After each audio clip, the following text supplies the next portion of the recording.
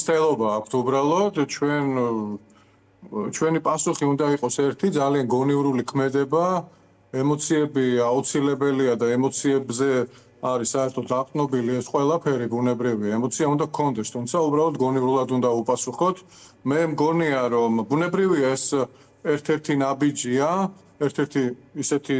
მავნებლური ნაბიჯია რომლებიც მათ ბევრი აქვთ სამწუხაროდ უკვე ზოგი განახორციელეს ამ ეგრეთ წოდებული დრაკონული კანონებით ზოგს აპირებენ რომ განახორციელონ ქმედებების სრულიად სამარცხვინო მაგრამ მე მაინც მგონია რომ ეს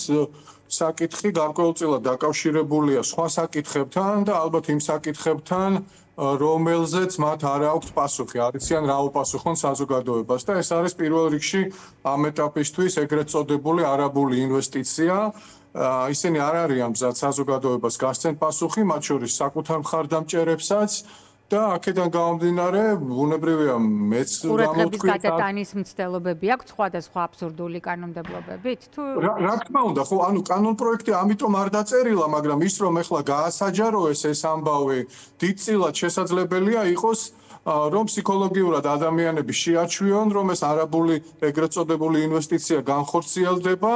და გადაიტანონ მეორე დღეზე, იმიტომ რომ ჩვენი ემოციური ბმა პირდაპირ კავშირშია, თუნდაც ემოციურად ერთმანეთთან. არაბული ინვესტიცია განხორციელდება, ამას ამტკიცებენ ადასტურებენ, მაგრამ საქართველოსდან წასულ საქართველოს მოქალაქეებს არ შეეძლებათ საქართველოს ხელისუფლების არჩევანში მონაწილეობის მიღება. ხო, ნუ სრული ბოდვა იყო ახლა მოღალატე პაპუაშვილის განცხადებაში, რომ რაღაცა იქ თურმე აქვე ვარ ზეგავლენის ქვეშ და თუ თბილისში მოვახერხე ჩამოსვლა იქ არ ვიქნები ზეგავლენის ქვეშ, ან ტექნიკურად როგორ არის წარმოდგენილი, როცა რამოდენიმე ათეული ათასი ადამიანი ან ასეული ათასი ადამიანი ჩამოვიდეს ერთ დღეს და უკან გაფრინდეს, აი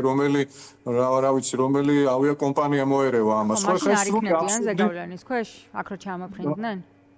ბატონო, მაშინ არ იქნებიან ზეგავლენის ქვეშ თუ აქ ჩამოფრინდებიან და მის მე იმას ვამბობ, რომ ეხლა ჩვენ ვინც უცხოეთში ვართ ევროკავშირის ქვეყნებში, ნუ რომელ უცხოური გავლენის ზეგავლენაში,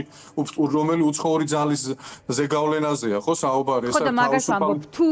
მათ ჯერათ, ჯერ არ ჯერათ, მაგრამ თუ მათ ჯერათ, რომ აი თქვენ ემიგრანტები ზეგავლენის ქვეშ ხართ მანდ, აი რო აიღოთ ბილეთები და ჩამოფრინდეთ და აქ მისცეთ, მაშინ არ იქნებიან. დიახ, ზუსტად ამას ვამბობ, რომ აი ესე დადგებიან ყოველ სამარცხვინო ხალხსუხები თავიანთ მატყუარა ტელეკომპანიებში და ყიდიან ისეთ მესიჯებს, ისეთ არც ჟურნალისტი ყავთ იქ რომ განსაკუთრებით რაღაცა პოლემიკა გაიმართოს, ოპონენტი ხო საერთოდ არ ყავთ არც არასდროს და აი ესეთ მესიჯებს უტიფრად ყიდიან. ჩვენი რეაქცია უნდა იყოს უფრო მეტი მობილიზება და მუშაობა იმაზე, რაზეც მუშაობთ ემიგრანტების ძალიან დიდი ჯგუფები. ეს არის მცდელობა იმის რომ საქართველოს დარჩეს საერთაშორისო ძალიან გადატვირთული პოლიტიკური დღის წესრიგის საკითხად და კიდევ უფრო გააქტუალურდეს მე ვერ ვიტყვი რომ საქართველოს დაივიწყეს ევროპაში და ზოგადად დასავლეთში თუმცა რაღაც გარედან მხარდაჭერის ფორმები როგორი უნდა მოხდეს საკმარისი არ არის და ჩვენ გვინდა რომ არა მარტო დღის წესრიგში დარჩეს და გააქტუალურდეს, არამედ მიზანმიმართული სასანქციო პოლიტიკა განხორციელდეს ევროკავშირისგან და სხვა პარტნიორი ქვეყნებისგან. აი დღევანდელი გადაწყვეტილება უიზო მიმოსვლის შეჩერებასთან დაკავშირებით, რომელიც პირდაპირ გულისხმობს იმ ჩანაწერებით, მე უკვე წავკითხე მაყურებელს და აღარ დავკარგავ დროს, ქართული ოცნების წევრებისთვის, მთავრობის, პარლამენტის, სიპების და აიპების წევრებისთვის პირდაპირ გულისხმობს მიმოსვლის შეჩერებას, ეს საკმარისი არ არის? არა მგონია რომ ეს საკმარისი იყოს ჩვენ ემიგრანტული ჯგუფები სხვადასხვა ემიგრანტული ჯგუფები სისტემატიურად ჩვენ ევროპელ პარტნიორებს ვეუბნებით რომ თუნდაც ვიზა ლიბერალიზაციაზე ეს მოეხსნას უნდა იმ მავნებლებს და ვასწრით ჩვენ სიებს ჩვენ სიმბოლურად ამ სიას მზიასია უწოდებთ რომ უნდა მოეხსნას მავნებლებს ეს შეღავათები და არა მთლიანად საზოგადოებას მაგრამ მხოლოდ სავიზო შეზღუდვა ეს არ იქნება რაღაც ისეთი გარდამტეხი პოლიტიკური დარტყმა აუცილებელია რომ ევროკავშირმა მე არ მგონია რომ უნგრეთის წინაღობა იყოს ისეთი გადაულახავი ბარიერი უბრალოდ საჭიროა უფრო ინტენსიური მუშაობა. კარგია რომ ჩვენ გვაქვს თანადგზნობა და სოლიდარობა ევროპელების მხრიდან, თუმცა დღეს ეს არ არის საკმარისი. როგორც პოლიტექნოლოგს მინდა გკითხოთ, დღეს თბილისში ყველა და არა მხოლოდ თბილისში ყველა მაგას ამბობს, რომ ემიგრანტებისთვის ხმის მიცემის უფლების წართმევა პირდაპირ უკავშირდება ადამიანელი არჩევნების ჩანიშვნის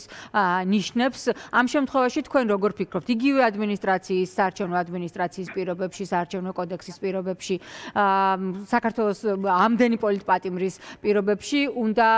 გავიდეს თუ არა ოპოზიცია ასეთ ტიპის არჩევნებში?